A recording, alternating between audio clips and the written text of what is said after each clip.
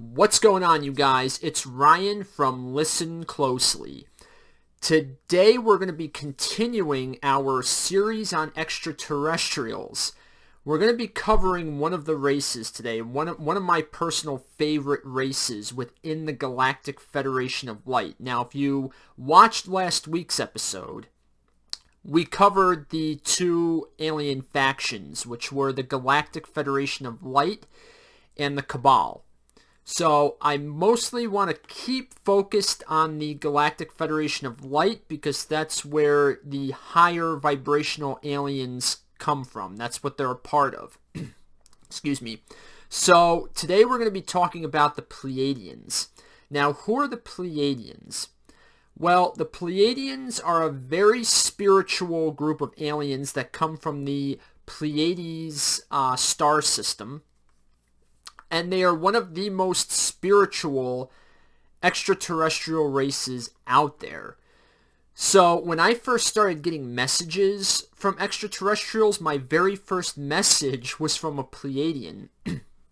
And this specific Pleiadian showed me the Galactic Federation of Light. It was like a triangle in the middle of the galaxy, and he's basically told me that Earth is within the Galactic Federation, and as long as Earth is in there, nothing bad will ever happen to human beings, pretty much.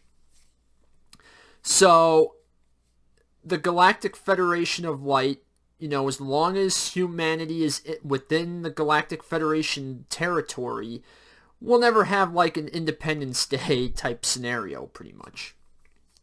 And I pretty much, because of pop culture here on Earth, we tend to, whenever we think of aliens, we tend to think of the gray aliens. So I actually asked this Pleiadian about the grays, and he kind of rolled his eyes at me and was like, oh, them, like he wasn't very impressed. And at first I thought, maybe it was because the gray aliens maybe it was because they were lower vibrational, they weren't as good, but he was more rolling his eyes at me because, much like my opinion, he believes that the human race focuses too much on the gray aliens and doesn't acknowledge the fact that there are other aliens like the Pleiadians pretty much visiting planet Earth. So the Pleiadians are as I said, the Pleiadians are extremely spiritual. They have been involved in the major world religions, more than we think, especially the Abrahamic religions. If we look at the Bible and we read the description of angels in the Bible, they normally don't describe angels as having wings. A lot of the descriptions of angels the angels tend to look human. They tend to look like us, but there's like a superhuman quality about them. And that's pretty much like how Abraham and many of the, heroes of faith in the Bible, if you want to call them that, knew that these were not human beings. These were something more than human, and they called them angels. But these beings, not to discount that, everything in the Bible was the Pleiadians, because that's not true. I mean, the angels did get involved. Some of the encounters in the Bible were actual angels, but a lot of them were Pleiadians. And the thing is about looking back at our ancestors in biblical times, they didn't know about outer space. They didn't know about aliens or other planets. So when these beings came down from the heavens, they thought they were angels. They thought they were sent from God, which is not far from the truth. They weren't angelic beings. They weren't from the spirit realm, but they did serve the spiritual hierarchy and the spiritual well-being of humanity. And they did, basically, they live being higher vibrational beings. They live to serve others, and they have a very, very deep understanding. I can't stress this enough. They have a very deep understanding of God and spirituality and heaven and angels and they understand these things more than we do. That's the biggest takeaway from this, is that they have a lot more spiritual depth than we do because, again, they're not stuck in this 3-dimension like we are. They are multi-dimensional beings. And so they have been very involved in our spirituality. Now, the Pleiadians, they're not typically the type of extraterrestrial that does abductions. That's more the Cabal that does abductions. The Galactic Federation of Light, if you were to encounter a Pleiadian, typically encounters with these guys tend to be in the dream state. That's where most people have encounters with them. They also, if you were to be abducted, it would more or less come not against your will, but more an offer. So it's not really an abduction. It's more an offer to come on board this ship.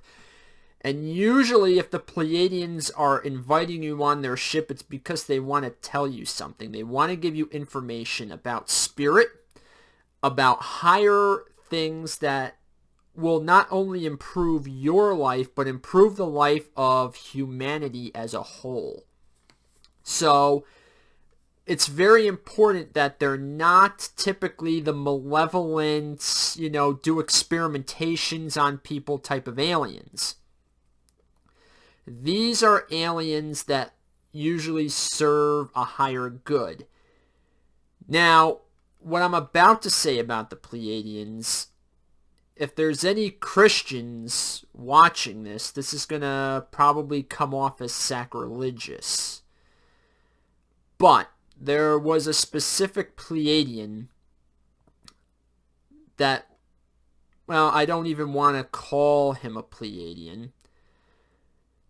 The Pleiadians refer to him as the most radiant one. And this Pleiadian goes by the name of Sananda Kumara. Now, Sananda Kumara is known for teaching about brotherly love and compassion for others. And Sananda Kumara looked at Earth and did not see what he wanted to see. There was a lack of that on this planet. So Sananda Kumara met with another extraterrestrial that we call Lady Clarion. Now I want to, as a disclaimer here, Lady Clarion is not just feminine, but has also been masculine. This is an extraterrestrial, Lady Clarion. Now, not Sananda Kumara, but Lady Clarion, just to give you a bit of perspective on how ETs really connect with our religion and with spirituality. Lady Clarion is kind of a bridge keeper for extraterrestrials that want to reincarnate as human beings and vice versa. There's basically a test that takes place. And basically, you have to be, if you're an extraterrestrial and you want to reincarnate as a human being, you have to be reincarnating as a human being for selfless reasons. It's not just something you can typically do. But there have been many extraterrestrials who have reincarnated, chosen to come back as humans to teach humanity. And Lord Sananda Kumara met with Lady Clarion and they hashed out a deal. And it was a one-time deal. Sananda Kumara was going to be reincarnated as a human being.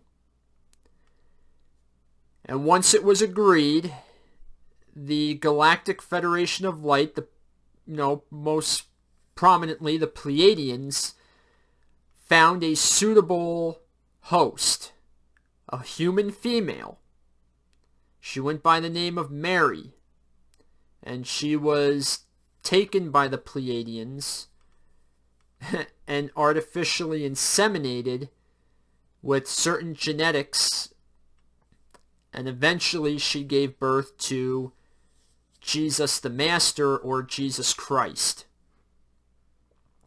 So Lord Sananda Kumara is the reincarnation, or rather, excuse me, I should say Jesus Christ is the reincarnation of Lord Sananda Kumara.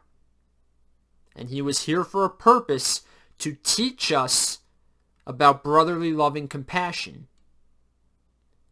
And it was determined that he would die on the cross even before he was reincarnated. And the rest is self-explanatory. Now, how much of Jesus, of his abilities, were alien and how much were spiritual? Well, Jesus' ability to heal people came from spirit, came from God. So nothing changes there. But other abilities that Jesus had, like the ability to walk on water, those kind of things, the transfiguration, those were more in the extraterrestrial ability area. So Jesus was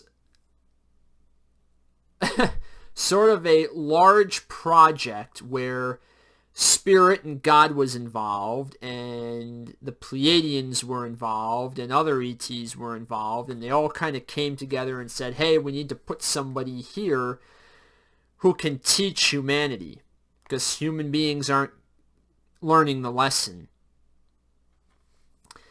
And so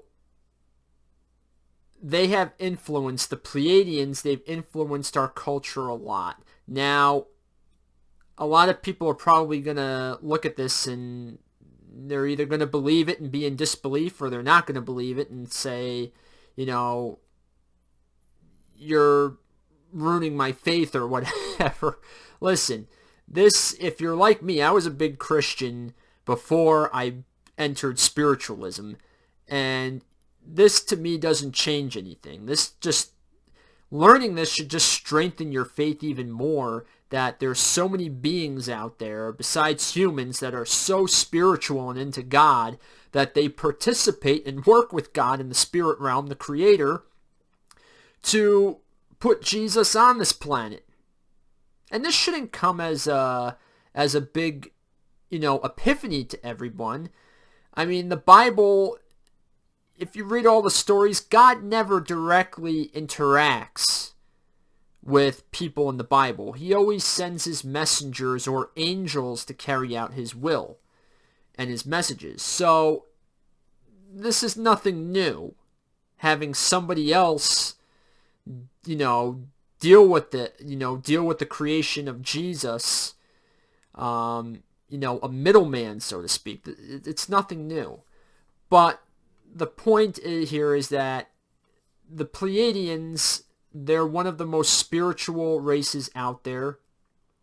They do have humanity's best interests at heart, and their mission is to help humanity ascend to the higher dimensions. Now, when we talk about higher dimensions, what are we referring to? Well, the fifth dimension is probably the next biggest one that we're going to deal with, if we can ever leave the third dimension, and we will.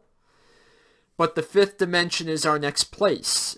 And one of the prerequisites to getting to the fifth dimension is you have to completely overcome fear and regret.